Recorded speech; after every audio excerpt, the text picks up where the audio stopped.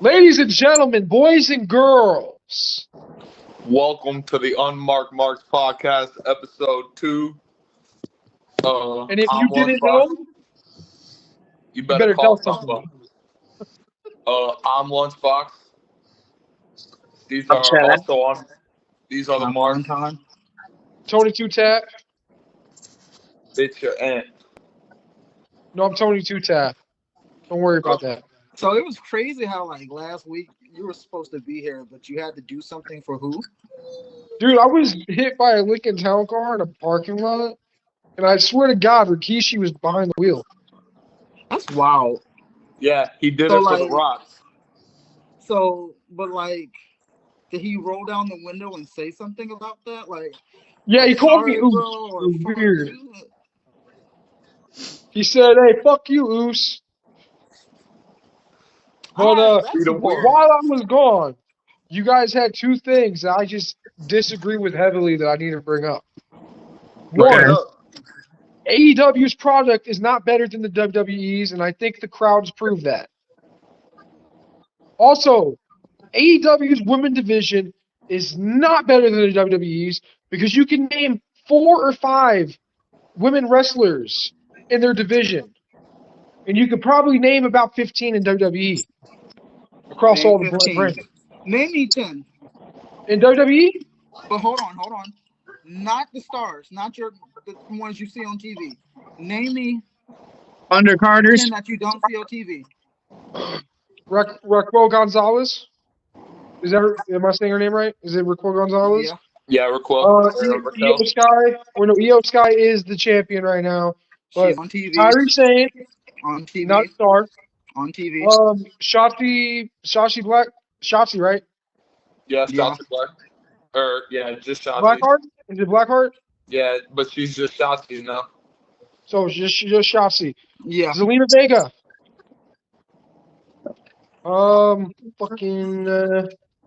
I could definitely name 10, including the stars. Shotzi, Zelina Vega, Raquel Gonzalez,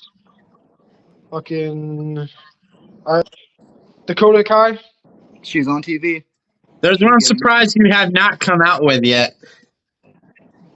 He said no stars. And I feel like if you're getting TV time, they're pushing you to be a Yeah, star. and it's not a star though. The one I'm thinking of that I'm surprised you haven't mentioned yet. Asuka's not a star right now, but she was a star. Okay. But Asuka's over as fuck.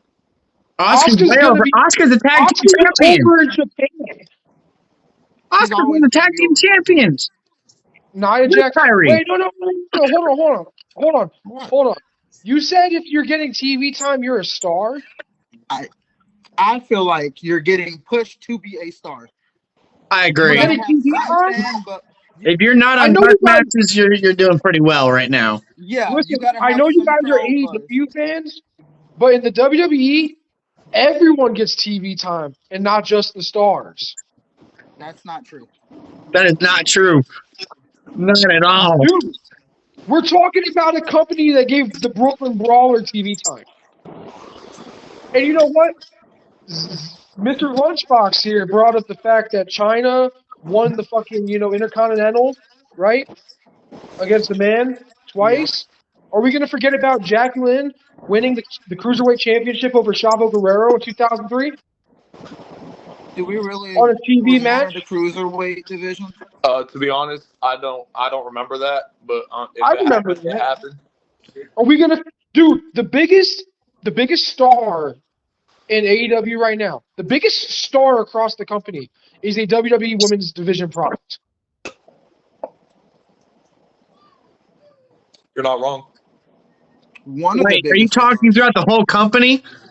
Mercedes fucking Varnado, her real name, is the biggest star in AEW right now. She has the biggest mainstream appeal of I everyone. wouldn't say We're so. talking Right about now, it'd be someone in Will the Ospreay. Osprey. Bro, Listen, Osprey might be big to Marks. Mercedes Varnado, Sasha Banks, Mercedes Moné is bigger than fucking wrestling. Only She's in because the she works fucking for Mandalorian. WWE. But who does AEW really cater to, though? The That's Marks. AEW's biggest problem. Marks. This is why AEW's product is worse than WWE's because they are catering to the most minimal of the fan bases. When Marvel makes movies, they don't make movies for comic book nerds like me. They make them for everyone. That's why WWE's product is better. I got some comic book. I got 2 comic books. I've been getting into comic books more. Been looking at them and reading them. I got 2 that I want to talk to you about. One is mutants. Well, we'll talk off the air, but that is why WWE's product is better because they cater to everyone. That's why the merch sells more. That's why more people attend their shows. So you want to know why I said what I said? Go ahead. I said my reason for saying that AEW puts on better matches. I didn't. Hold on. Pause. Chad's changing his background. Yeah, that's a segment. Where's Chad now? Are you? Yes. Are you in San Diego? He's in his living room. Who would have thought it? But anyway, next time he's going to be in his living room at a different angle. Hey, but the reason why I say AEW has a good women's, because I'm going to keep it on topic, women's division, and they put on better matches. What is the one thing you're not seeing WWE women willing to do? They're doing hardcore matches. They don't bleed often. There's no color when you see a WWE women's match. You know, they're not willing to go the extra step. Hold on. Can I rebuttal to that? Hold on. Yes, you can get your rebuttal. Let me get my rebuttal really first. Seeing that much color in WWE at all, in general, you're not seeing that much. I'm not saying that there's not, but in the main roster, not talking about NXT, you don't see that much color. Do you remember what happened? To do those spots, but yes, they go overboard with it all the time. Most of the time they go overboard with those spots with blading, and we know it's blading. But you're not seeing WWE women do that often. Hold on, pause. Does anyone in the WWE blade on a significant basis? And if they do blade, are they not the most trusted workers? Do you guys not remember what happened the very last time there was a major, not the very last time, but one of the last times there was a major blading incident when Eddie Guerrero had a fucking heart attack in the ring? Yes, but we're in a different age where WWE is more, because they're a superior wrestling company. Remember, they're superior.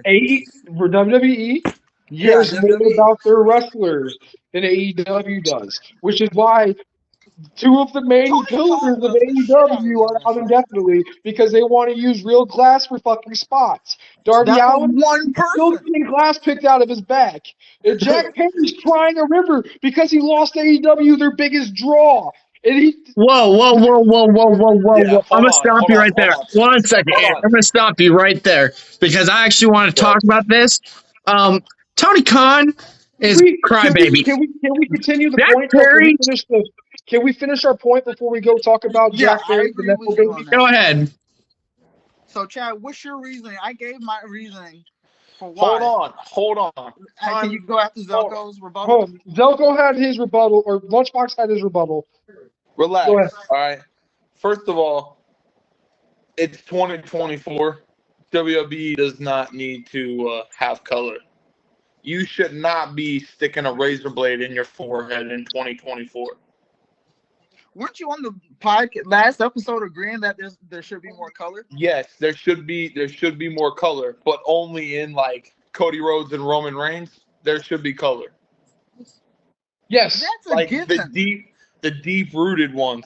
Like, not everything's going to be Triple H and Shawn Michaels at SummerSlam, okay? Like, wrestling? Or, Edge and Mick Foley from WrestleMania 22? Was it 22? Yeah, it was 22. To add on to your point, I want my wrestling matches to be more like a Martin Scorsese movie and less like a Quentin Tarantino movie. I like Tarantino. I like Tarantino, too. I don't like Tarantino on my TV every week. And I said, like John Moxley, you don't need to get headbutted and fucking lose 3 gallons of blood. What? But I said, literally, not just like a couple minutes ago. Your point was the women in the WWE don't do it. But we have seen the women in the WWE do it. And I think Charlotte Flair has been busted open one time. I think it's sacrilege for Flair not to be busted open.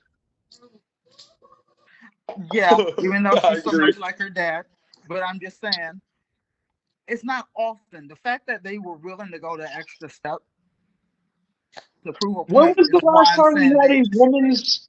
When was the last time there was a women's storyline in WWE or AEW that really needed to go the extra step?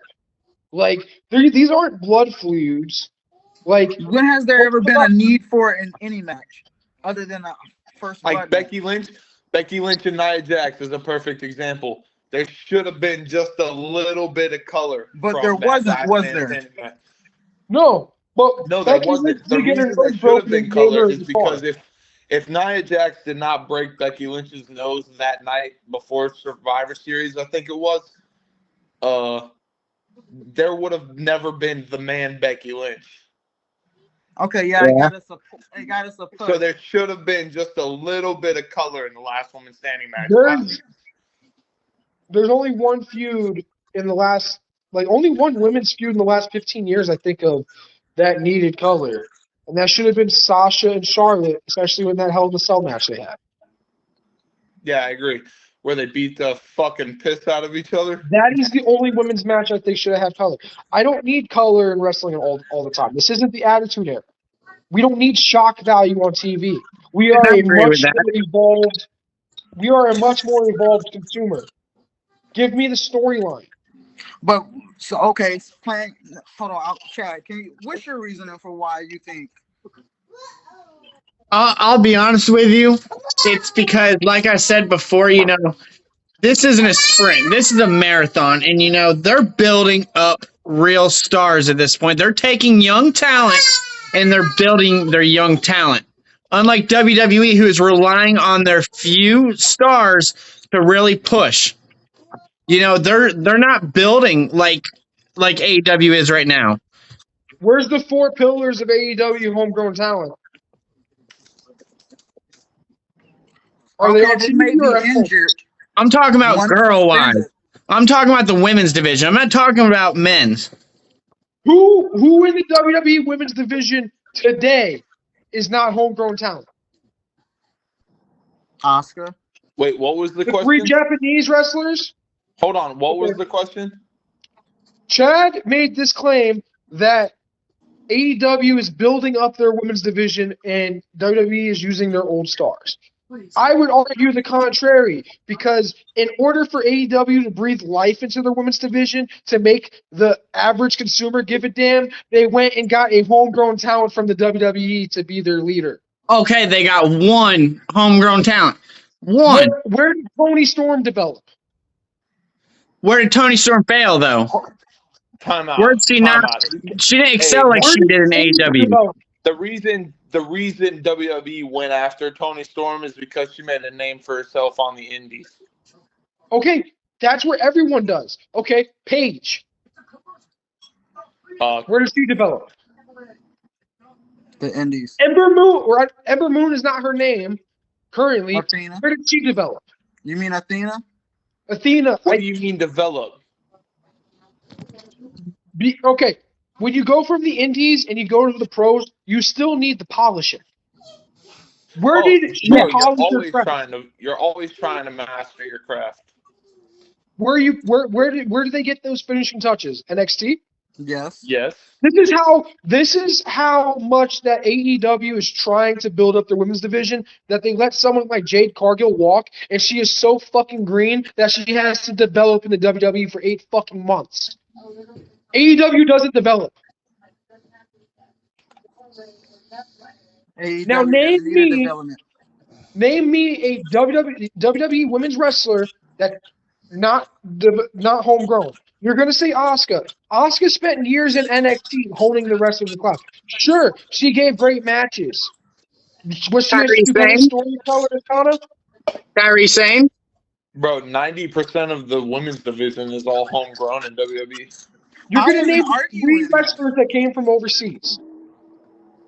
Kairi, Io, and Asuka. Kairi and Io both put their finishing touches that they needed in NXT. Asuka was the only completely developed product that came over, and he still needed the polish. I got one. There we go. Chad changed his location again. Hold on, Chad. Are you in New Mexico or some shit? Yeah. Hold on, Aunt Shayna Baszler. Bro, she learned how to become a professional wrestler through the WWE. She's not homegrown. I just want to say one thing. Yes, she is. Hold on, Chad. She had a few matches in Ring of Honor. Hold on. No, time out. Shayna Baszler, didn't she learn how to become a professional wrestler through the WWE? No, she was in Ring of Honor. But Ring of Honor developed them a little bit. Let's look at... Dude, AEW doesn't develop talent in general. Adam fucking Cole became who he was because they gave a shit about him in NXT.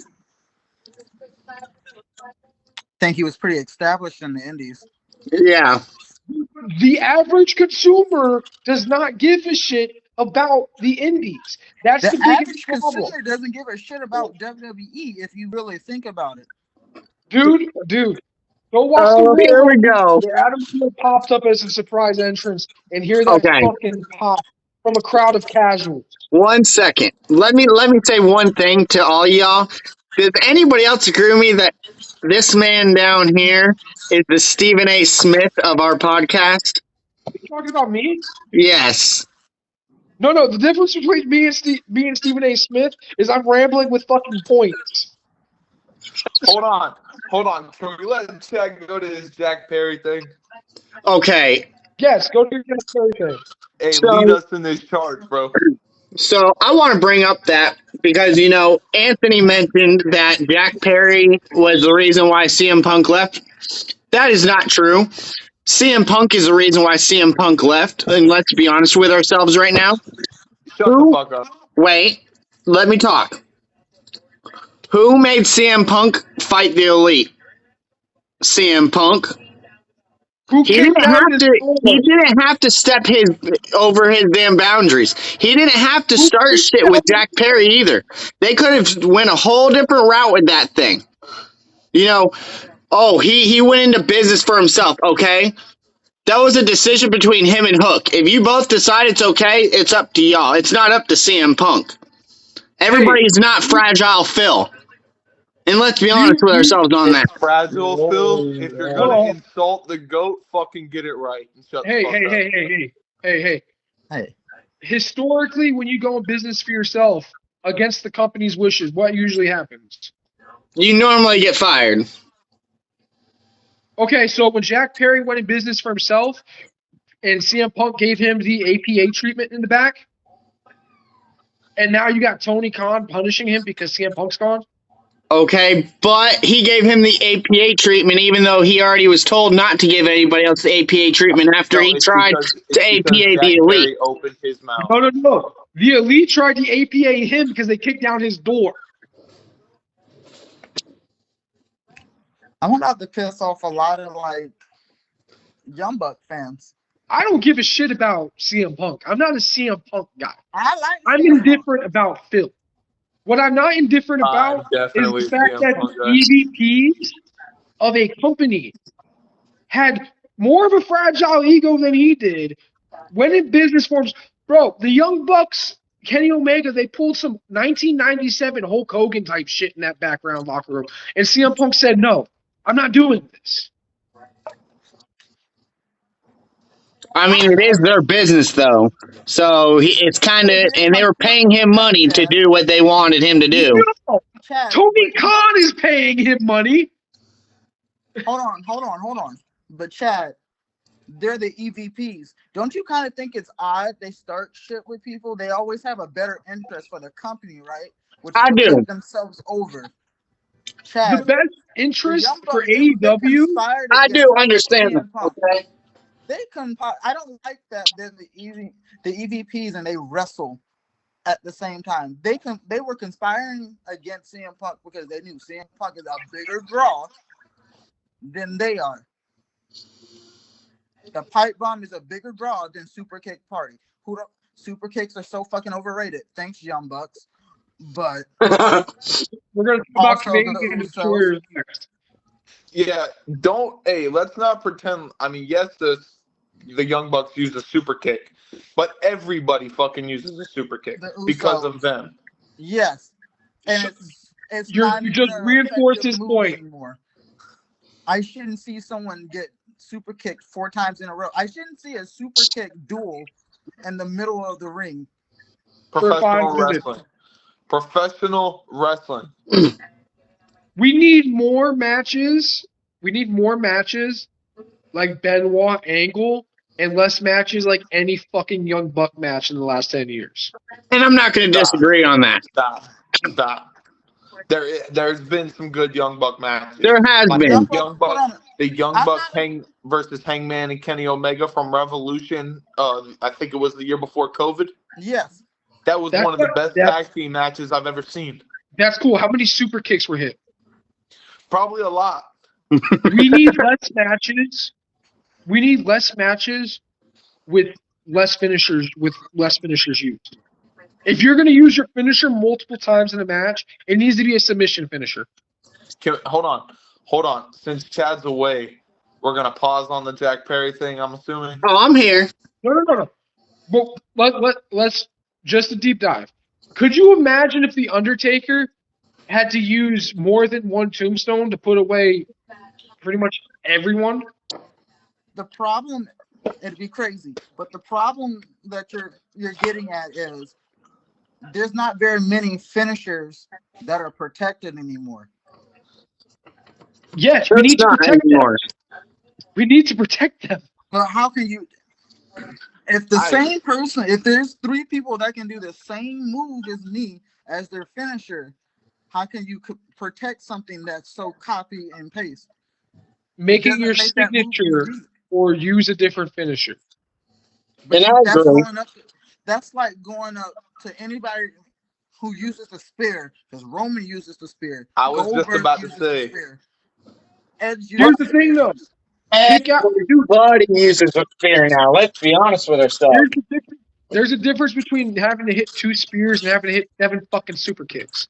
I'm not disagreeing, but you going up to, hey, you got to change your whole wrestling style, your finisher, because 16 other guys in the indies and in the... No. You're missing the point. The point isn't so many people using the finisher. The point is using 20 of the finishers in a match it's a regular event. Like, sure, man, it's a pay-per-view. Hit someone with 3 super kicks. It's Wednesday night.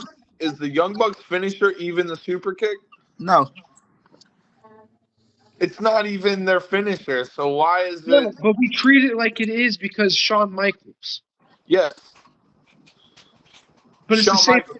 Everybody does a super kick because of Shawn Michaels. Yes, and the problem is they watered it down. Clearly grew up watching Shawn Michaels doing the super kick. Their whole gimmick, dude, don't get me started with the fucking tassels. All right, y'all keep going. I'm bringing my daughter to bed real quick. Good night, Jude. We have a watered down product, and we need to start adding more concentrate back into it. So then we got to start with the storylines. And if you want to, you're the AEW fan. Talk to me about storylines. I'm a wrestling fan, not AEW fan. Can we name 5 storylines going on in AEW right now? Besides Adam Copeland and Christian Cage? The devil one? That's over. That's over. Oh, it's over completely? Yeah. Yeah, they're the Undisputed Kingdom now. What a combination of their Undisputed Era and Kingdom. In the Kingdom. Is Mike Kanellis involved? Huh? So Mike Kanellis is going on with Hook. Hook and Hook? Swerve and Samoa Joe. That's the storyline. Swerve and Samoa Joe. I want to say Hook and Hobbs, but I'm not sure on that. I don't think that's happening anymore. I don't even know why that match was a street fight or whatever the fuck it was. You got the Acclaim and the Bang Bang. What's Danhausen doing? I think he's hurt. He's still hurt. Hold on. We're going to talk about wrestlers being injured. AEW is running a hospital over there. Can we bring in I'm not disagreeing with you. Can we bring in ROH? What is that supposed to be their development? No. Are they treating ROH as their NXT? Collision is their NXT. So they have Danhausen is currently wrestling dates with GCW. I haven't seen anything about him on GCW, and they show up on my For You page a lot. Tony Khan can't book. Danhausen tonight, 12 hours ago, it says tonight Danhausen will wrestle fucking Matt Cardona. Oh. So Tony Khan fumbled Danhausen, confirmed. Yeah. Do you guys even know what the Young Bucks finisher is? No. They use the super kick so many times. I can't name another move. I thought they just stand in never mind. No, it's the Tony Khan driver. Oh, that's what it's called. There's the Tony Khan driver, and then there's the EVP trigger.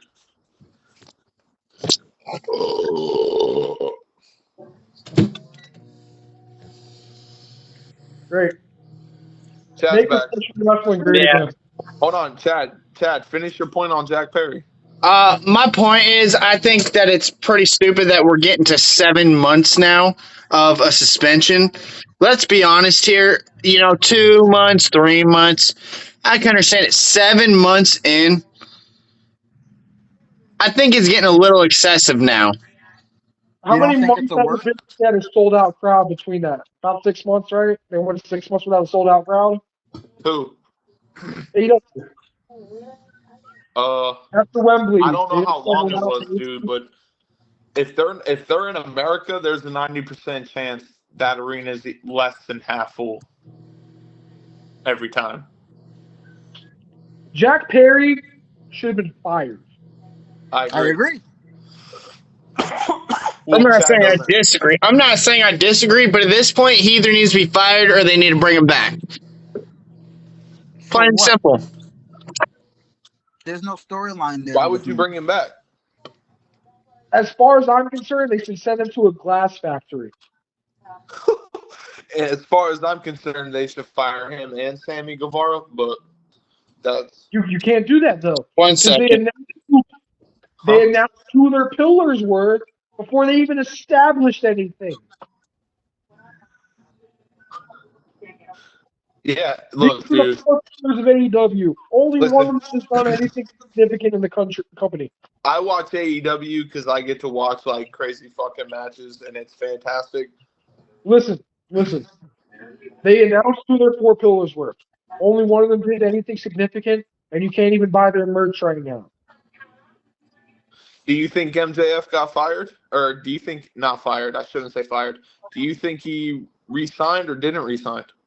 I think he didn't re-sign. I think they're in contract negotiations right now. So if you think he didn't sign, could he possibly have a interference with the Cody Rhodes and Roman match at WrestleMania?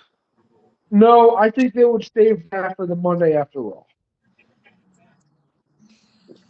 I don't think he goes to Raw. He's got to go to Raw. It's always the Raw after Mania. Listen, Raw's about to go to Netflix, bro, and on Netflix, as far as I know, you can do whatever the fuck you want. But and MJF likes to talk. You go to Raw because Cody's about to go over Roman on SmackDown. That's already going over there. I don't see Seth Rollins holding that title longer, and I don't see Drew McIntyre as anything but a interim champion. I do think Seth Rollins loses to Drew McIntyre at WrestleMania, but I also think hold on, pause while Chad changes. Oh my God. Shut the fuck up. I think Drew McIntyre beats Seth Rollins at WrestleMania, or Damian Priest somehow cashes in the mix. Or I think it is. Or if Finn Balor cashes in. Jack did not re-sign, You don't bring him out until SummerSlam. You have a CM Punk, Drew McIntyre for the chip at SummerSlam. Yeah. CM Punk goes over, MJF's music hits, and then you know what? You have a proper story so they can finish what they started in AEW. Yes, but let me get back to the Jack Perry thing, since Chad's back. All right. From what this says right here is Jack Perry asked for his release and got denied, and that he wasn't cleared to tear up his contract in New Japan. Because if you, huh? Who reported that? Sportster. Who? Sportster. It's been reported everywhere that he was denied his release. And, you know, I think they're just playing petty at this point. 1 second. I think they should just let him go, because he'll just go to WWE and fuck everything up there too. No, he won't go over there. Trips doesn't Trips matter. knows better. Trips knows way better than that. He'll be in is MLW still a thing? Yeah, they're gonna be in Florida like the end of this month. That's where Jack Perry will be. Nah, he'll be in New Japan. He's already in New Japan. He'll pop up. That's what I'm just said, Chad. TNA. He'll pop up on TNA. Oh, for sure. I can see that.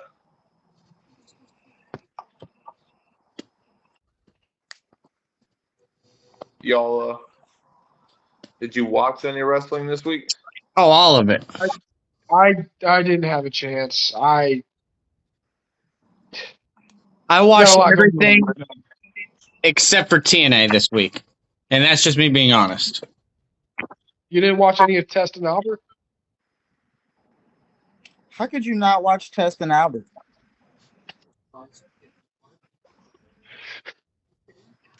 What do you have against them? It's not that I have anything against them. I just don't have the time for it right now. I have 3 kids. Just to deviate though. Monson, we recorded a podcast and we ended up scrapping, and we asked everyone who would be your manager if you were a wrestler. I said Test and Albert era Trish Stratus. Lunchbox here said the obvious, Paul Heyman. Correct. For who you said, Chad? Who did I say? I think it was Paul Bearer. He said Tony Khan. It was who? Paul Bearer. Paul Bearer. You did say Paul Bearer. Who would be your manager? Y'all not gonna expect this, but Teddy Long. Hold on now, player. You get to go 1-on-1 with the Undertaker. Y'all don't remember when Teddy Long used to be a mouthpiece? I remember. I want him. Was Teddy Long a mouthpiece? Yeah. I know he was a manager. And he was a referee. Yeah, he was a referee. But you don't remember when he was a manager for this dude. His name was Matt, and he had like the white boy minute. I can't think of his first name. Teddy Long was also a mouthpiece in WCW. WCW. Was he the mouthpiece for Farouk? Yes. I'm trying to see who he was a manager for because I can't remember. I also want to say Booker T at some point, but I don't. I'm surprised at this point that he wasn't a manager for The Undertaker. Teddy Long. Teddy Long was a manager for D'Lo Brown, Rodney Mack, Christopher Nowinski, Rosie, Mark Henry, and Jazz. Yeah. Rodney Mack is his name. Yeah. I couldn't remember his first name. But that would be my manager. He was a manager for The Undertaker because he managed the Skyscrapers, which was Sid Vicious, Mean Mark Callis, and Dan Spivey. Yeah. Yeah, I forgot about that. Did you just look that up? I did look that up because I had to. I knew he was a manager. I couldn't remember who he managed, though. Yeah, that's what I'm trying to look for. Surprised he wasn't a manager for The Godfather. He was the errand boy for Tommy Rich and Abdullah the Butcher. I don't like that. I don't like Teddy Long being an errand boy. There's a lot of racial tension there. Just a little bit. All right, let's get back on track though. You got any notes there, buddy? Of course I do. All right. We're gonna start off with Raw, Monday Night Raw. Jay and Jimmy opened the show. There was a picture in that segment that I liked where it was Jay and Jimmy face to face with a Call Rikishi sign in the back. Yeah. Mm-hmm. That was beautiful. We'll try to edit that picture in so y'all see that. Then Solo and Jimmy attack Jay. Of We're course. not editing the picture. What'd you say? We're not editing the picture. We don't have the budget to edit the picture. I'm sorry. Can't go over budget. Cody made the save that was the end of the segment. DIY versus the Creed brothers. Bruh. The Creed brothers, man. Their fucking ring work is incredible. World's Greatest Tag Team 2.0? Huh? World's Greatest Tag Team 2.0? Oh yeah. There was a part in that match where I think it was Julius Creed had Tommaso Ciampa in an ankle lock, and then Johnny Gargano runs up in the ankle lock, and he turns the ankle lock into power bombing Johnny Gargano while keeping the ankle lock in the entire time, right? DIY defeated the Creed brothers, and they advanced to that six-pack challenge at WrestleMania. There was an Andrade and Judgment Day segment where they were. I have a feeling that someone's going to get kicked out of the Judgment Day, and Andrade is going to join the Judgment Day. I feel like JD. Nah, I think it's going to be Damian Priest. He's going to get Randy Orton. Who? Damian Priest. He's going to get Randy Orton. Oh yeah. Oh, yeah. You can see the tension between him and Andrade. Yeah, because the stare down. They planted seeds for it. But after the Andrade and Judgment Day segment, the Judgment Day go to addressing JD and how he did not do the job last week in the Gauntlet and got eliminated by Ricochet in the very first part of the Gauntlet match. And they tell JD that Dom will go and make things right. This film is ridiculous. Sorry to interrupt you.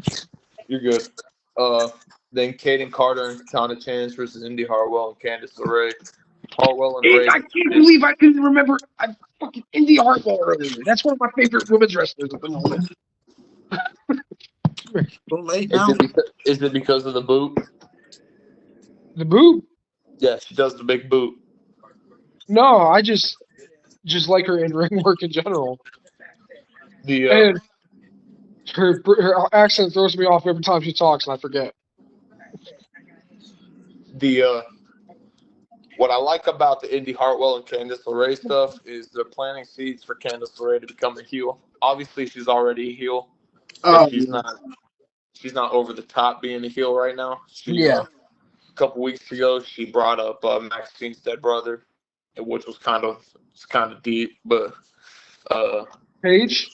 Ringing any Paige bells? What was another one? She said something about how the girls were talking trash about Maxine Dupree in the back. Then, or the fact that she didn't care about the person being injured. Yeah, this week she kept the submission on a little longer past what the match went. Which I like, because Candice LeRae could be very well.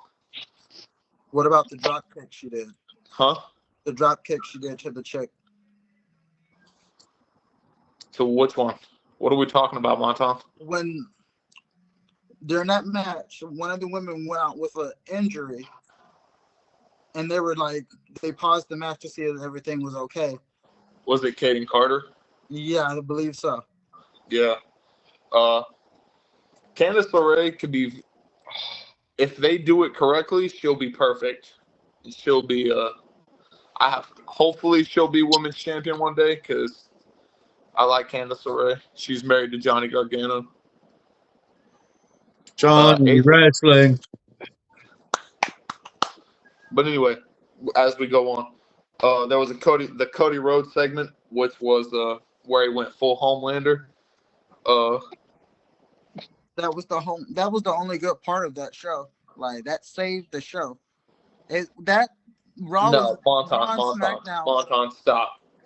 Just let me finish, Monton, because there was more. There was way more good parts to the Monday Night Raw too than just the Cody Rhodes segment. Were tag team oriented. What was so exciting about Raw? Monton, there's a 6-pack challenge match for the tag team titles at WrestleMania if you don't fucking pay attention. That's why there's a bunch of tag team matches. Their tag team division. Yes, there's 12 tag team matches. How long has the tag team division been around and it's been dominated by 2 tag teams? Bro, shut the fuck up and let me finish. Hold on.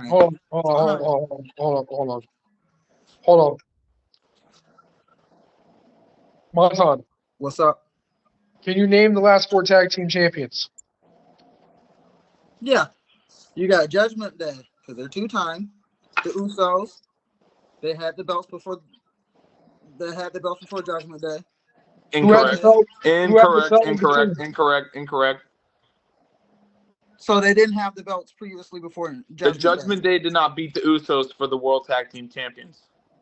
But they still had it previously before them. Right? Okay, just keep naming them. I want to name the last 4. New Day. They've had. So you did not name the last 4. Judgment Day, Zayn and Owens, Usos, RK Bro. I forgot about Zayn and Owens. And RK Bro. That's how memorable those tag team championships have been. RK Bro is very memorable. What? But that's been the other than RK Bro in the Bloodline, the tag team division has been very boring. What a random time to try to get. I agree on that as well. Can I get through my Raw shit before we get into this tag team conversation? Yep. Go ahead. All right. From a couple quotes from the Cody Rhodes segment, which I thought were fantastic, is where he's talking about how he doesn't think The Rock is a heel. He says, "I think you're an asshole," right? And he starts talking about is he going to bring Hollywood Rock? Is he going to bring Dwayne, or is he going to bring LDS, Little Dick Syndrome? Then he calls The Rock a whiny bitch, and he says at WrestleMania he doesn't think there will be, or when The Rock fuck it, whatever. Paul Heyman interrupts Cody saying, "I carry a message from our tribal chief," which the message was if Cody comes alone, then Roman will come alone during their face-to-face on SmackDown. Then as Paul Heyman's going to get in the ring, he says, "I'm about to go full Homelander and rip your throat out."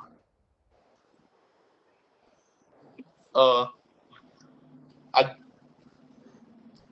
honestly, I called Roman not coming alone, but we'll get to that later on. There was a Nia Jax promo about the last woman standing match, and after that, Ricochet versus Dom. That was a good match. I feel like Dom is progressing. I feel like he got a little salty that Logan Paul came in there and started just destroying shit. Where did I leave off? Ricochet beat Dirty Dom. Then Samuel runs into Gable backstage, and Chad Gable says the gauntlet match meant more to him, and that Sammy can't beat Gunther. I like how they're doing the NXT Sami Zayn thing about how he's that ultimate underdog. Then we go into the WrestleMania IC Championship contract signing. Sammy says he's going to end the reign of the longest reigning IC champion, and then Gunther says his dreams will meet reality. Unfortunately, I don't see Sammy beating Gunther at all. It shouldn't be Sammy in the first place. Be Sammy. I would much rather see Chad Gable beat Gunther because... Shush, please. He deserves to beat Gunther because Gunther defeated him in front of his child, made his child cry. That should be enough for him to go over as the underdog, unfortunately. To beat Chad's doing the Akira Tozawa dance, but yeah, to beat Gunther. That was the thing. What I liked about the segment is Sammy kind of pops off and says he's going to win at WrestleMania, right? Then it kind of does this one-shot angle that I liked with Sammy walking through the back, and it flowed into the next segment of Awesome Truth versus Indus I don't know if you guys caught that, but I thought that was a pretty cool. Segment. I don't mean to interrupt you. I just had a random thought. I don't remember Chad Gable turning face. Happened organically. That's when everything is at its best, is when it's organic. Yes. Yeah. But being at a house show and that place being packed, sold out to the 9, and that place going absolutely insane for Chad Gable was insane. Yo, we gotta discuss the house show real quick. Now, 3 of us went to a house show. Do you guys remember how it ended?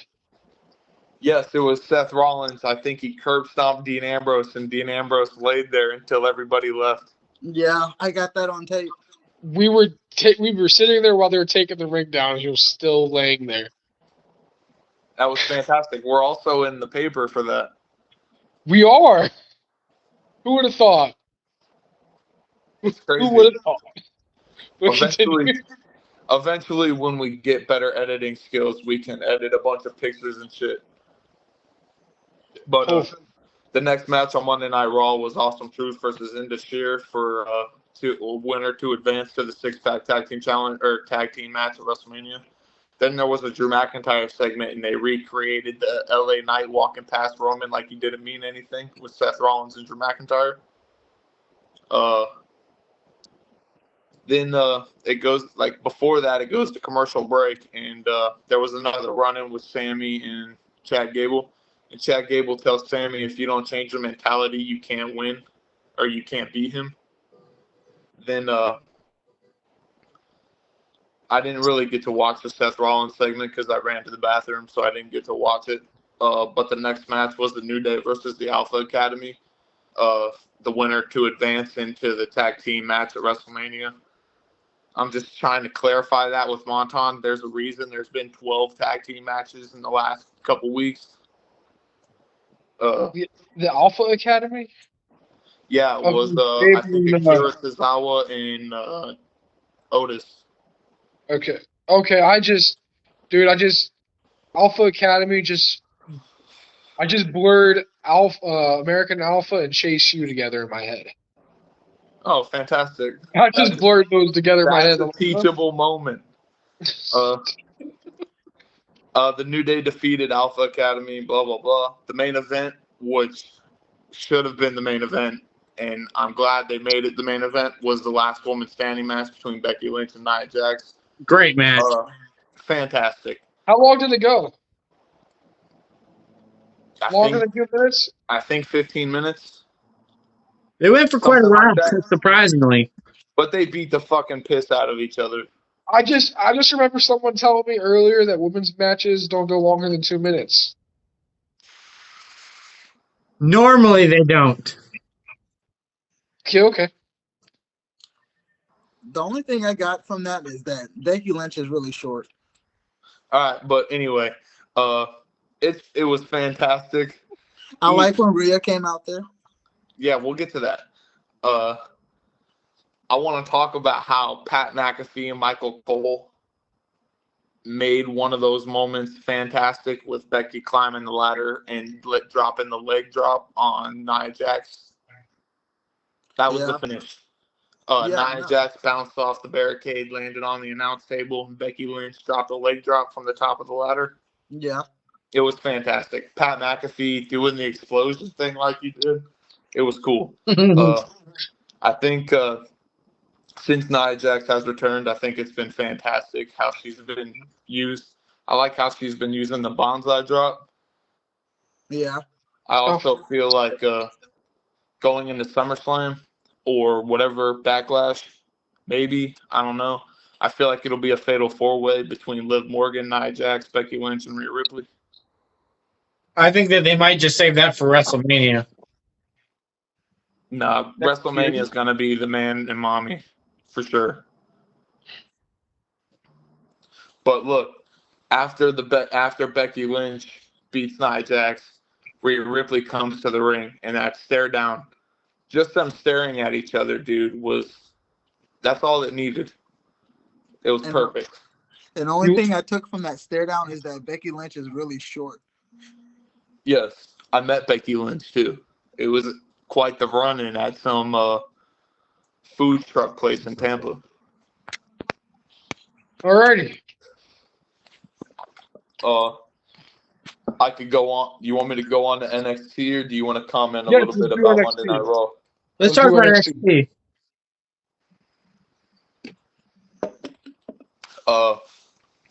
NXT started with Roxanne Perez and Tatum Paxley.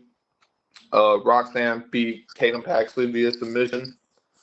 Josh Briggs called out Obafemi, and I'm assuming Josh Briggs and Obafemi are starting a program.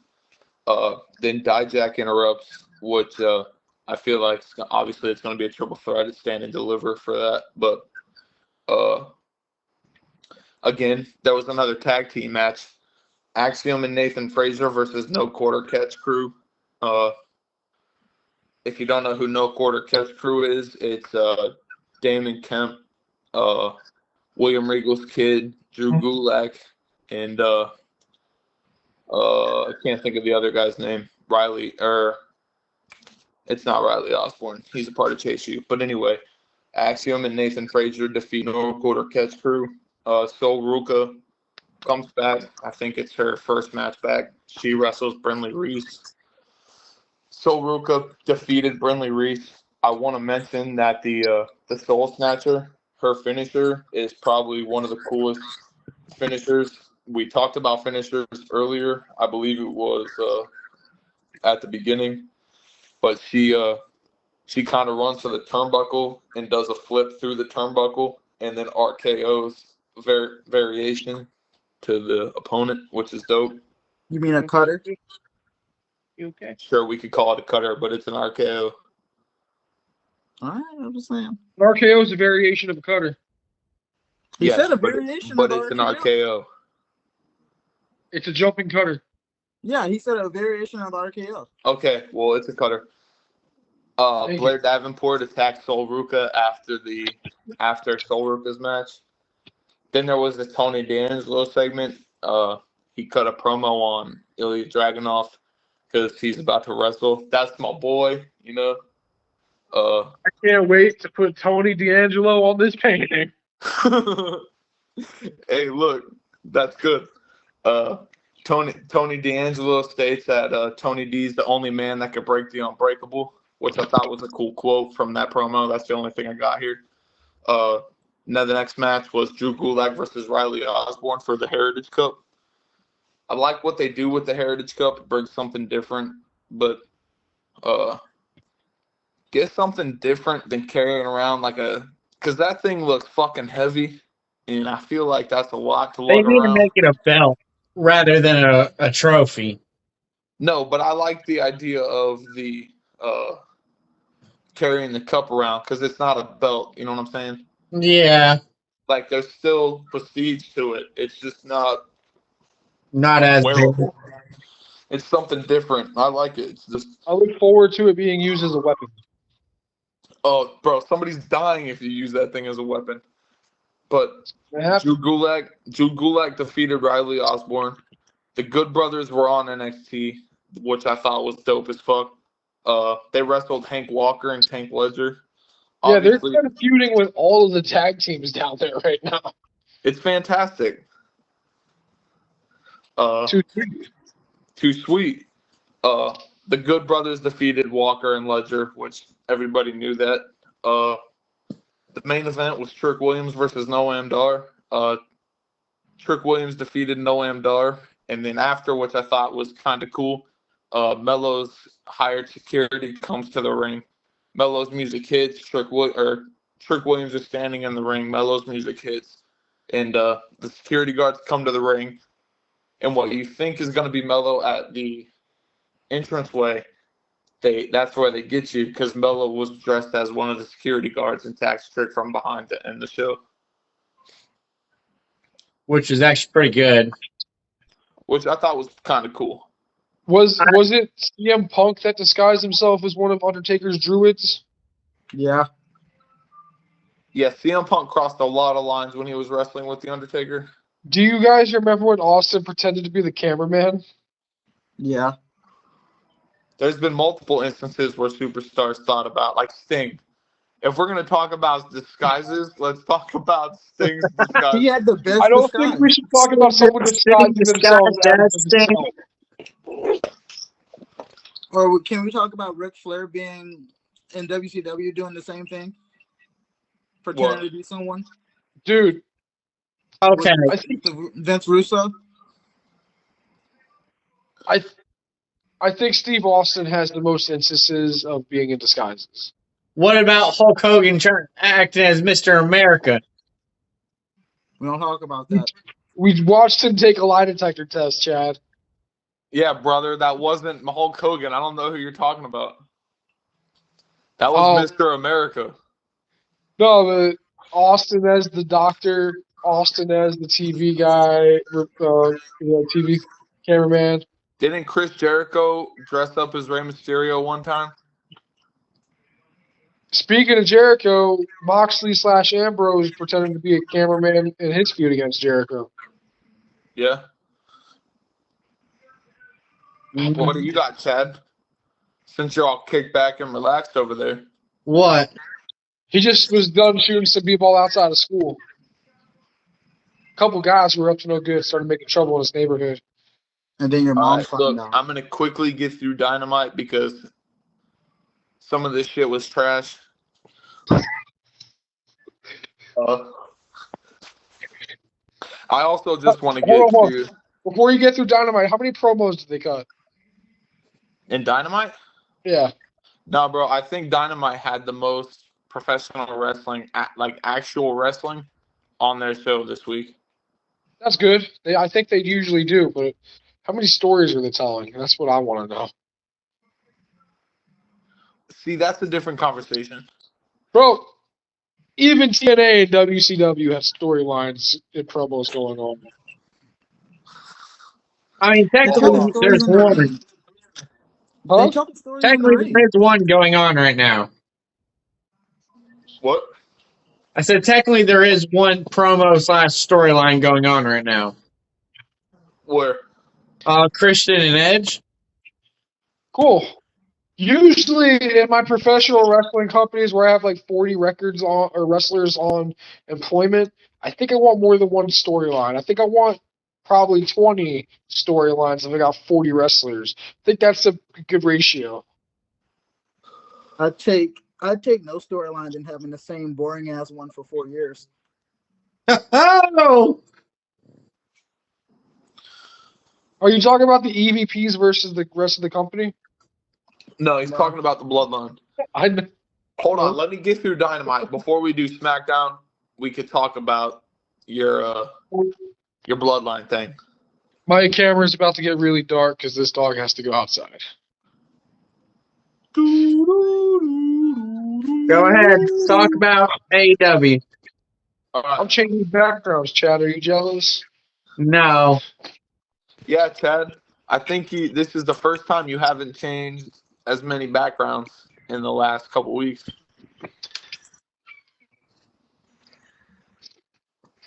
But anyway, start Dynamite. The CEO opens the show, Mercedes Moné. She recaps her debut and gets attacked by Julia Hart and Sky Blue. Chris Statlander and Willow Nightingale make the save, which Willow attempts to attack her. What'd you say? Willow attempts to attack her just to remind the audience you have bad blood. Anthony actually watched some stuff, huh? Ooh. Anthony actually watched some stuff. I'm so surprised. All right, shut the fuck up, Chad. All right. If you don't know, during the match with Willow Nightingale and Mercedes Moné broke her ankle, so they had to give the Strong Championship. I think it's the Women's Strong Championship to Willow Nightingale. So obviously that'll be Mercedes Moné's first feud. Then we go on to Eddie Kingston versus Okada for the Continental Champion. Okada is adapting to American televisions very well, except for his pyro shit. He was very confused about his pyro. The match was kind of cool. I feel like Eddie Kingston needs to just run a lap or something. Just eat. Is that a bad joke? Stop drinking, all right? You got a beer belly. Eddie Kingston needs to run suicides. Yeah. My dude gets winded, but I'll give him credit. He does take some hard hits. He's good, but Okada defeats Eddie Kingston to become the new Continental Champion. It was a good match for TV. Pat comes out after the match. Obviously, at Dynasty, it's going to be Pac and Okada versus the Continental Champion. Oh, yeah. Tony Khan did say if you are the Continental Champion past, I think it was Full Gear, you get a spot in the Continental Classic, which is their AEW's version of the G1 Climax. Then there's a Swerve interview backstage. Swerve sets an open challenge.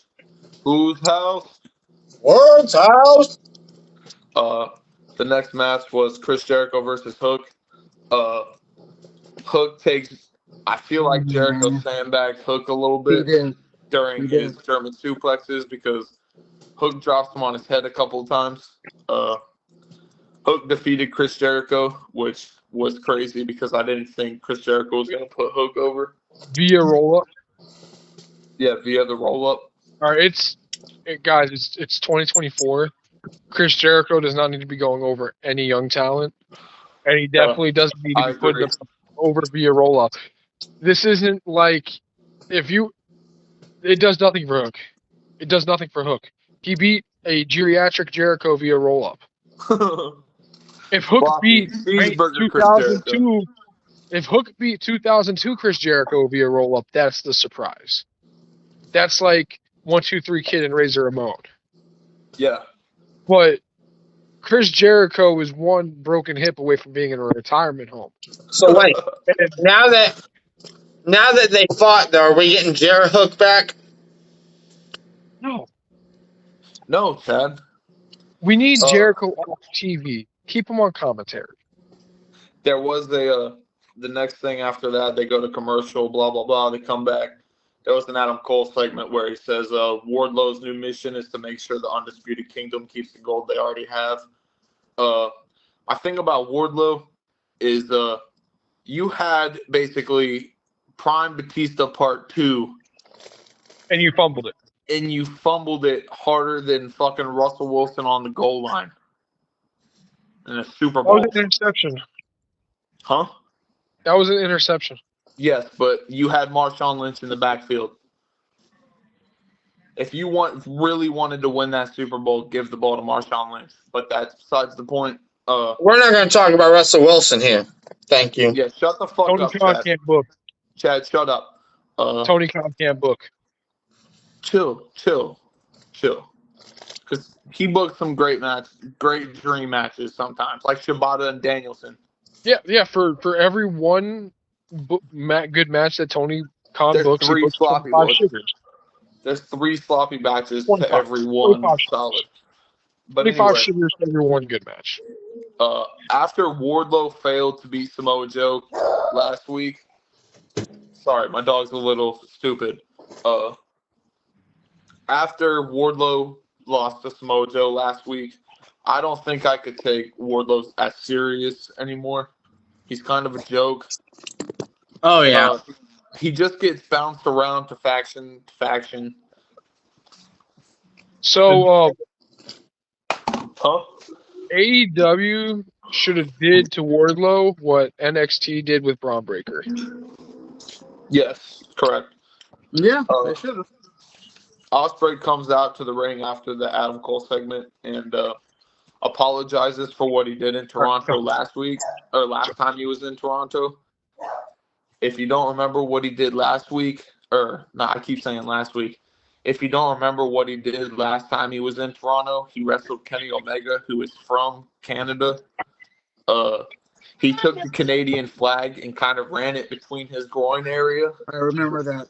Wiped his nose, kind of pulled a Shawn Michaels and stuck the flag up his nose, if you remember that. Yes. Yeah. I think it was on Collision last week. I don't really watch Collision, so I can't really cover it. I just kind of watch the highlights on YouTube. We don't have to cover Collision because AEW is not even covering Collision. Correct.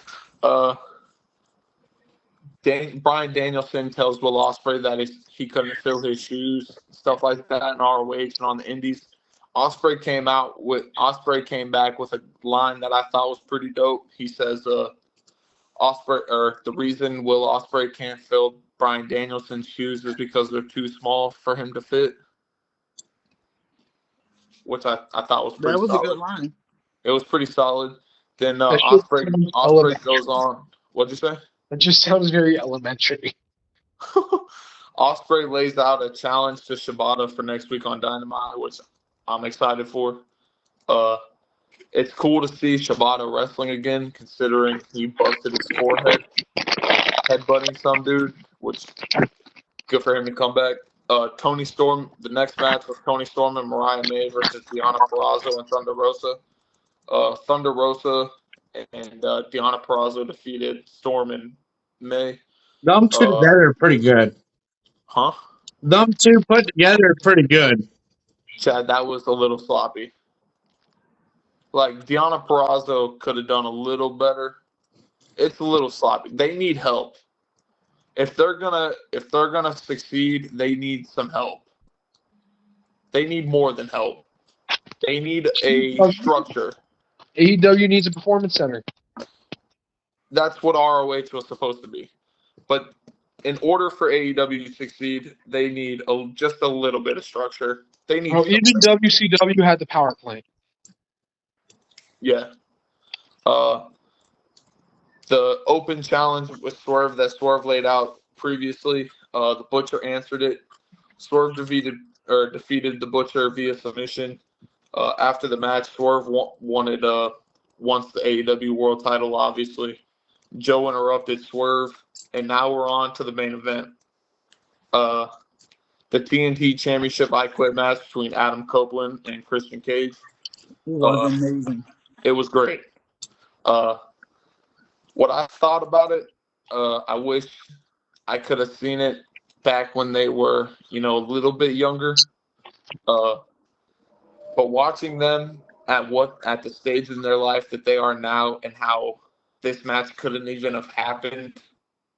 Like, if you would have said that match would have happened 5 years ago, I would have called you a liar. Yeah. Like, I would have. Yeah, 5 years ago, because I think Edge's return was less than 5 years ago. Yeah. Was that 2021? Whenever, I think was it before COVID? The year before COVID?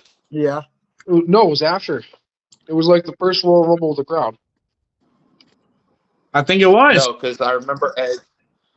No, because Edge wrestled at WrestleMania during COVID, because I have the cardboard cutout to prove it. Edge wrestled in the era. Remember, they had the greatest match of all time with Randy Orton? Yeah. Yeah, he definitely wrestled during COVID. The only reason he got hurt during COVID. That's why he kind of. Okay. He returned at the Royal Rumble that year before COVID happened. Yeah. But anyway, Edge comes to the ring, and after Edge's music stops, Toronto was not having them stopping that music. They just kept on singing, and it was a great heel move for Christian Cage to shut that shit down and just start coming out. During the match, they had there was a couple spots where I was like, you guys are too old to be doing this. Like, stop. Was it Edge jumping off a ladder? Yeah. There was a neck breaker on a ladder that, honestly, that shit was crazy. If you haven't watched it, go watch it. At the end, which I thought was kind of cliche, but you handcuffed Nick Wayne and Luchasaurus to the turnbuckles, and then you turn around and handcuff Christian Cage to the turnbuckles, kick him in the balls a couple times, and then you get the. What are you eating down there?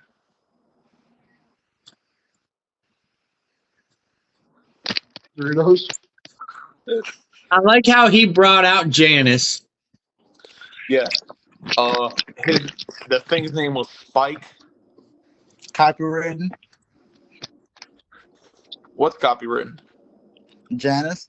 Oh, probably. Probably. Is that just a thing full of olives? Of course. Are you gonna drink the juice on the podcast? Of course, we eat olives. Are you gonna drink the juice on the podcast? Fuck no. Anyway,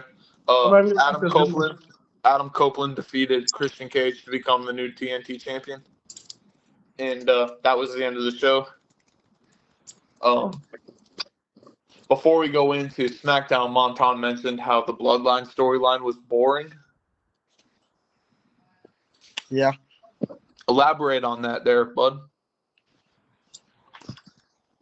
They booked themselves into a complete corner, and before Cody Rhodes came in, they booked themselves into a corner.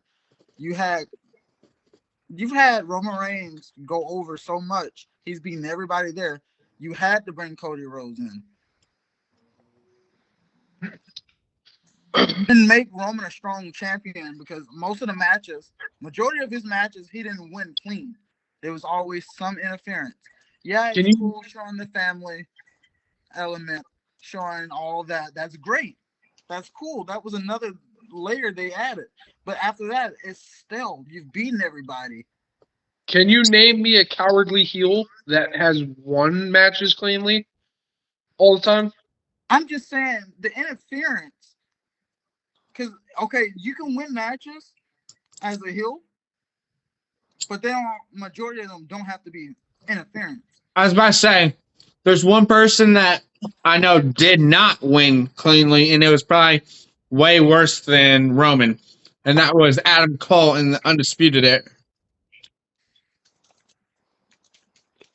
I'm going way further back. Roman Reigns in 2020 to whatever, like this era, this is Ruthless Aggression Triple H. Essentially, yeah. Name a match Triple H in that era won clean. Not a single damn one. Cool. You know how you feel about Roman Reigns right now, Monton? Yeah. That's how I felt about Triple H when I was a kid. But that's a valid reason, right? It's still. We're going to look back at this in 15 years and be like, that guy was such a good fucking heel. I'm still going to say he was a good heel, but the storyline that they had him in got stale way too quick. The Evolution storyline. Hold on. Pause. Chad is changing location. Chad's actually getting water. 3 times. Hey, we can ignore him changing locations for a second. The Evolution shit got stale way too quick. This is also a note to stay hydrated. Drink some water. Continue. Sponsored by Publix. Anyway, shut up. I don't think it makes your champion look strong if he can't win a match clean, or if he doesn't show up. He's not supposed to look strong. He's a cowardly heel. He wants they you booked to think he's him strong. to look strong. They booked Triple H to look strong too, and Batista fucking. How many of those matches did Batista interfere in? This is the most basic booking. Or Randy Orton or Ric Flair. This is the most basic booking you can think of. Ric Flair, the Four Horsemen. Aren't we tired of the same storylines being reused? Evidently not, because it's putting money in pockets. But they're just retelling the same. Hold on. It doesn't matter. We're not going to talk about storylines being reused when we just fucking circle jerked over Adam Copeland and Christian Cage. Okay, 1 second. 1 second. Whoa. 1 second here. Larry, can you agree with me? You know how I called this man over here the Stephen A. Smith of the podcast? Yeah. This man down here is the Shannon Sharp. We got Shannon Sharp and we got Stephen A. Smith over here. You might have a point if Stephen A. Smith had points. I'm a Knicks fan. Stephen A. Smith has not made sense to me in 15 years. But we're not going to sit here and be like, I'm tired of the same storylines, and then circle jerk a company that's whole gimmick is continuing storylines from other companies. I didn't circle jerk them. Dude, I was quiet, but everyone was like, yeah, it was a good match. Great match. Adam Copeland and Christian Cage. Great match. That was a good match. It was a good match. But I'm not claiming that I'm tired of reusing storylines. Professional wrestling is reused storylines after one another. I can only think of one storyline that has never been used once, and that was the custody of Dominic. We're not going to go into storylines they only used once, because one is coming through my head right now, and her name is Katie Vick. We don't talk about Katie Vick. But when you look at wrestling, you look at theater, you look at movies, you have cowardly villain versus the good guy. You have two people with long history going head to head. It's all reused. It all boils down. It's very Shakespearean. Other than the storyline, not having your champion on TV hurts the credibility of your belt. That is your point right there. That should have been the point. That should have been the point. It's a lead up to it. You gotta let me lead up to it. I don't think the storyline is stale. I enjoy seeing the treachery and shit like that. And I don't think they booked themselves into a corner because they had a monster in NXT coming up at any point. They could have called up Braun Breaker 6 months ago. Braun Breaker wasn't ready 6 months ago. Oh, the contraire. Wait a minute. Time out. I don't think he was ready to be just tossed into a random storyline with Roman Reigns. He didn't need to be tossed into the random storyline. You could have brought him up as this is the new face. He could have been gotten all the attention. Okay. That could have been Roman Reigns. You could have did the John Cena JBL thing, fucking Braun Breaker and Roman Reigns. He beats the new face. He still has to beat the new face. Who? He still gotta put Roman Reigns still has to beat the new monster. That will build a nice storyline down the road. Bro. Okay. Can I interrupt real quick? Can I say something? Okay. You were not going to put Braun Breaker against Roman Reigns as soon as you call Braun Breaker up. No. What I'm going to do, if I were to do that, I'm booking him like I was booking Cena versus JBL. Put him in the mid-card. Have him win the mid-card title. Have someone in the bloodline start feuding with him. I know John Cena was in there for a while. Yeah, but think about John. You can't use John Cena. I mean, you can't use John Cena and JBL right off the bat. Listen to me. You mean Brock Lesnar and John Cena. NXT isn't OVW. Technically, it is. The NXT is bigger than OVW. We didn't have OVW on TV every week. Just a side note, OVW is still a real thing, by the way. We know. Okay. It's owned by Al Snow. So here's the thing about Braun Breaker, and here's why this could have worked. He's already a name. He's a name that people can recognize. Half the people that watch SmackDown know what NXT is. They definitely know who that two-time NXT champion is. Yeah, because he was on Monday Night Raw. Okay, so you could have brought him up, say, 8 months ago, 9 months ago. You could have had him in the mid-card. You could have had him challenging for the mid-card title. You could have had him getting all this attention and pissing off the tribal chief because of attention. You could have had someone. You could have Solo Sikoa feud with him, take that mid card title off of him, and then you start your build up against him and Roman Reigns. I'm not saying full blown Cena and JBL. I'm saying take that template and put these names in it. I guess. Good talk. I answered. No, I know. Not these two though. I just want to bring up something funny I just saw. I don't know if any of you guys ever watch ICW at all. Yes. Or watch any of the indies. But Drew Galloway, Drew McIntyre, he used to be in ICW, and he used to run quite a bit of it, and they are making fun of him now with somebody named Drew Galladay. And it's like, hey, Chad, do you think that's new? They got Blue Cane. They had Blue Cane there at one point.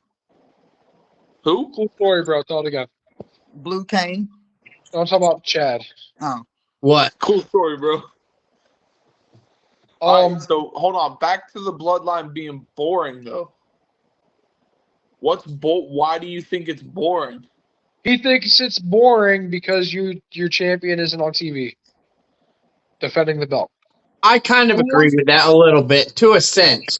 Who wants to watch your main champion come up randomly? If he feels like showing up, wrestle a 5-minute match, talk for 20 minutes before the match, because you got to pad time. Acknowledge me. Squash their opponent. Then take 20 minutes. Let's take a second to acknowledge our tribal chief. No. You're a grown ass man. Put that hand down. I'm not acknowledging shit. You can acknowledge these nuts. Redeem these nuts. But you get what I'm saying? 20 minutes promo, 5-minute match, 20 minutes to get out the ring. Are you talking about Roman? Yes. Bro, with Paul, look, I hate part-time champions. I absolutely fucking hate it, okay? But when you got Paul Heyman there every week, and you got Paul Heyman continuing the storylines that Roman Reigns is in. Shit. You hated Brock Lesnar as a part-time champion, and Paul Heyman was on Raw every fucking week. That's why Samoa Joe choked out Paul Heyman and not fucking Brock Lesnar. Brock. Okay. Yes. But Paul Heyman was not there every week. He was there. He was there probably twice a month, maybe. He was there bi-weekly. Okay. Bi-weekly. How many champions have actually been there? Bro, the last 3 champions have all been part-time.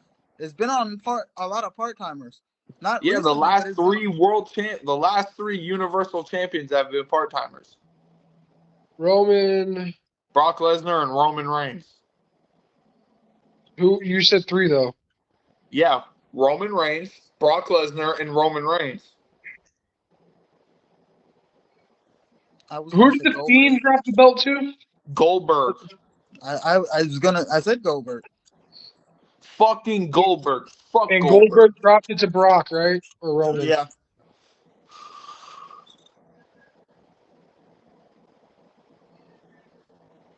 Yes. Hold on. The power of Google. He dropped it. All right. After this, let's get back to SmackDown to SmackDown. Listen, man, I'm about to take you room through the SmackDown hotel. If you talk to me like that again. Hey, look, Ann can tell you about SmackDown. I can't.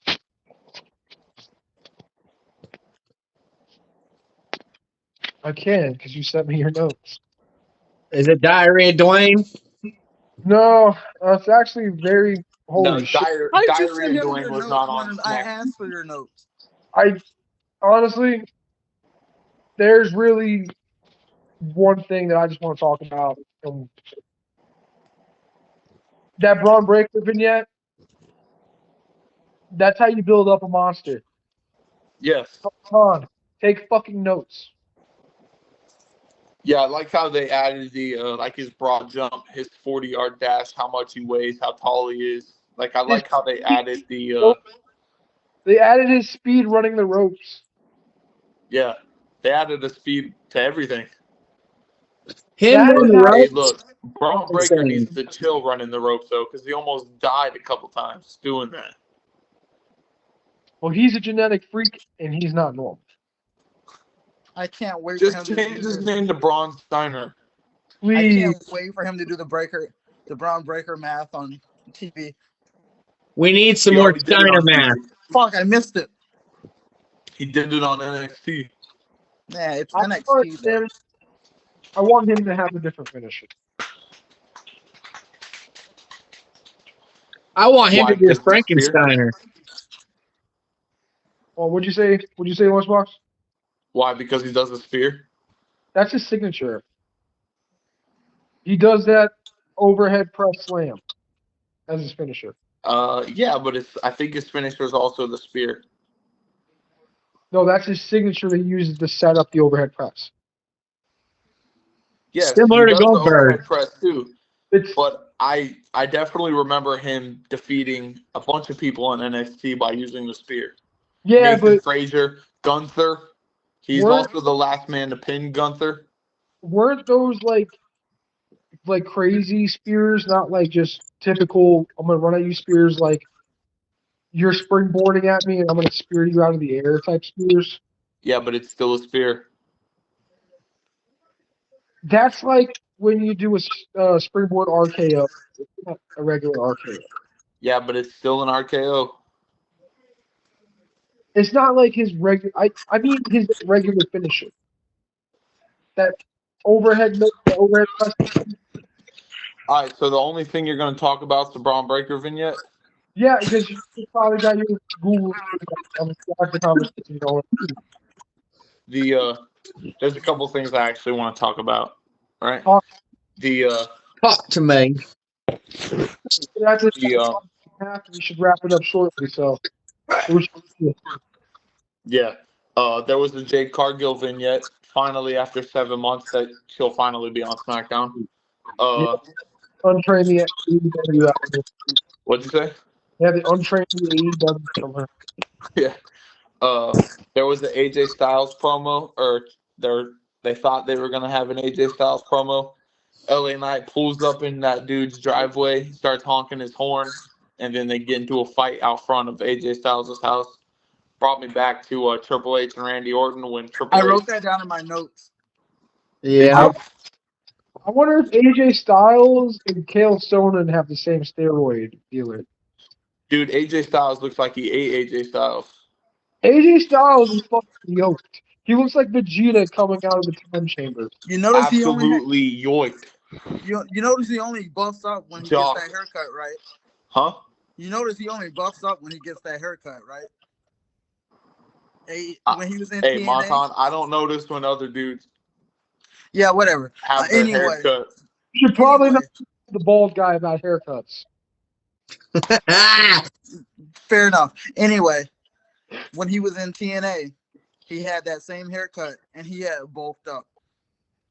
Dude, he looks like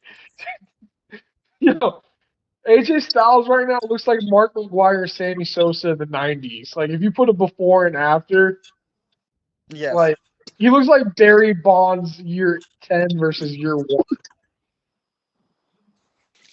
Can we get on to the Cody Rhodes and Roman Reigns face-off? Yeah. All right. That shit was insane.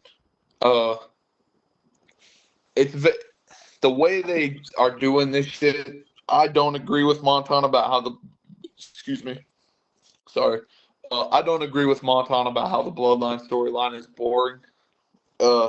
Roman Reigns carried the WWE on his back through COVID. Yeah, he took some. He's a part-timer. It kind of sucks now, but just the way Roman Reigns and Cody Rhodes have been doing this thing for 2 years now, I think it's going to be great. There were a couple shots. Cody Rhodes mentions that the last team to beat them in the Shield, or the first team to beat them while Roman Reigns and Seth Rollins were in the Shield, was the Rhodes. It was Dust. It was Goldust and Cody Rhodes with Dusty in their corner. That was a cool throwback. You might shatter the dreams of the Shield, but continue. What'd you say? You might say he shattered the dreams of the Shield, but continue. He really gave him a nightmare. Here we go. I like how Cody Rhodes mentioned how he doesn't. It was sarcastically, but he talks about wearing his bullet cuff in his shirt and shit, and he talks about how he doesn't know betrayal, which he does because Kenny Omega and the Young Bucks turned on him in the Bullet Club. Then Poison Adam Cole. Huh? Didn't he technically poison Adam Cole? Technically, yes.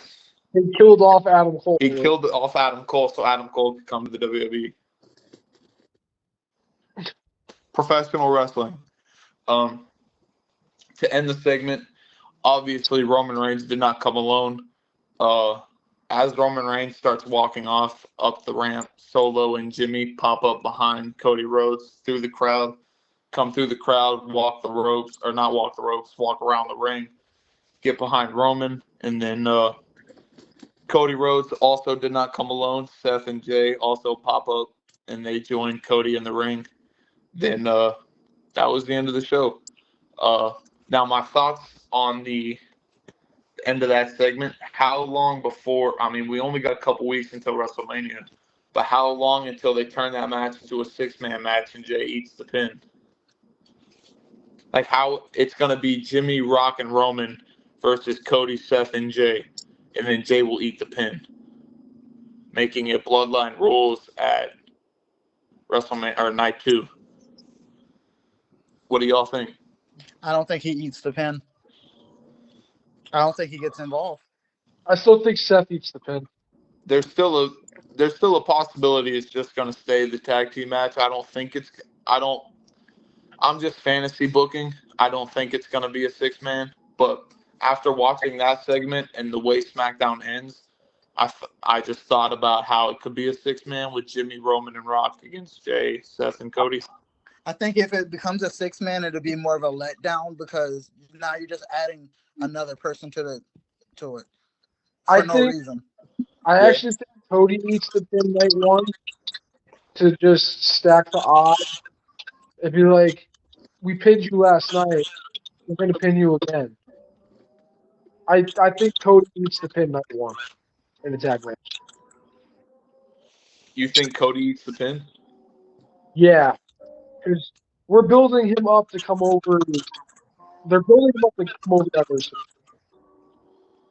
Do you think Cody wins? Night 2? Yes. Yeah. I think absolutely. Chad, all right, what do you think? Your predictions. Are you talking to me? Chad. Oh, I definitely think, Cody needs to eat the pin. Night 1. Chad. What? You are a North Fort Myers person drinking Mountain Dew if North Fort Myers person was drinking Mountain Dew. I'm drinking a water, blood. So, Cody eats the pin night 1 because it doesn't matter if he goes over night 2. It doesn't matter if he eats the pin night 1. No one's going to talk about it.